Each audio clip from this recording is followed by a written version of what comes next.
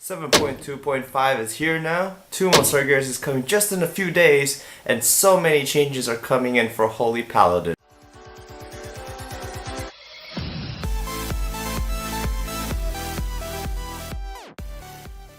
My name is Ricky Curtis. Some of you may know me from the Holy Discord. Today I want to prepare all of you Holy Paladins out there as Tomb of Sargeras is coming just right up.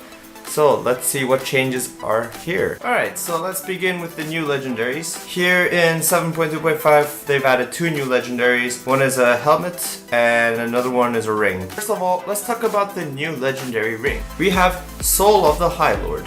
And actually it's pretty decent. It's one of our top tier legendaries. We have plus 712 critical strike, 534 haste and 890 mastery, and that's at base eye level of 910. So this is going to scale pretty well on the higher eye levels, and I'm really interested to see how the stats are going to look. But essentially when you equip this ring, it's one of Blizzard's new implementation, is that we're going to get talents.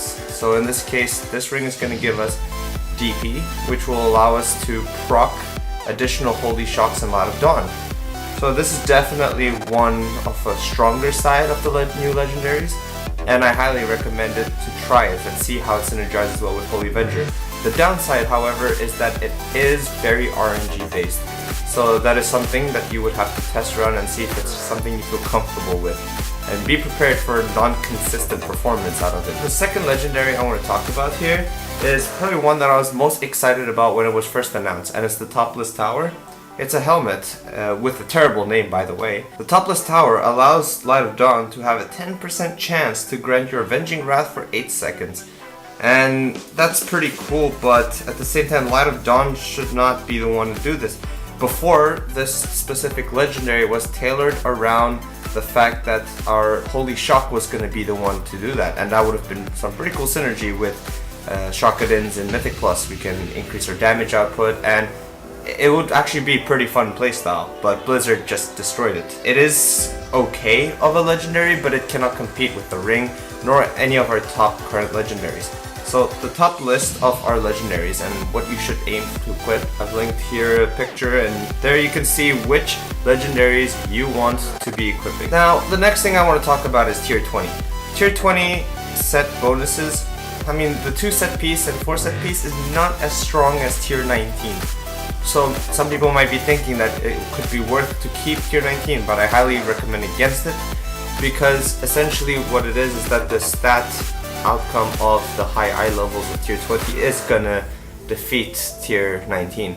Now the 2-piece bonus is pretty okay. It reduces the cooldown of your Light of Dawn, and the 4-piece set bonus is going to increase the healing of your beacons. The problem I have with this is that your beacons are already overhealing quite high, but this can be very good for progressions because we don't know the damage output of Tomb of Sargeras. When you go for that 4-piece, what I recommend that you choose is that you want to prioritize the gloves, shoulders, and legs. Once you have those 3, you want to choose between the helmet and chest. The reason why I say this is because crit is still our main stat. Goal is to reach 50% crit. So I recommend helmet or chest because they don't give you the worst stats. And you can ignore the cloak because we still would want to use Drape of Shame until we find a much higher eye level that gives us crit. So these are your choices for the tier 20 set piece. Lastly, but most importantly, I also want to talk about the replacement of Cake. Some of you may know Cake was an amazing trinket that was out for Nighthold, and it was probably one of the main trinkets that Holy Paladins were out there to seek. You would go for like a stat stick crit with Cake, for example, or you even would go with Valens if you have the legendary, and you would go with Cake because the Cake output would be, if used correctly, can be 5 to 6% of your total healing, which is pretty significant. Now we have something equivalent to that. This is dropped by Kill Jaden. The effects is just insane. So the trinket is the Deceiver's Grand Design. It gives you, again, mastery just like Cake did.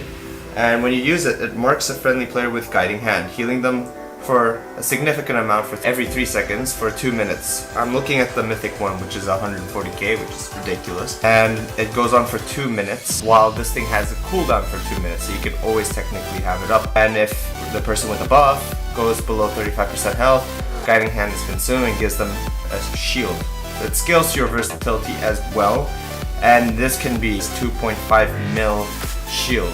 So this is pretty strong, and you have 2 charges, so you can put on 2 allies at the same time.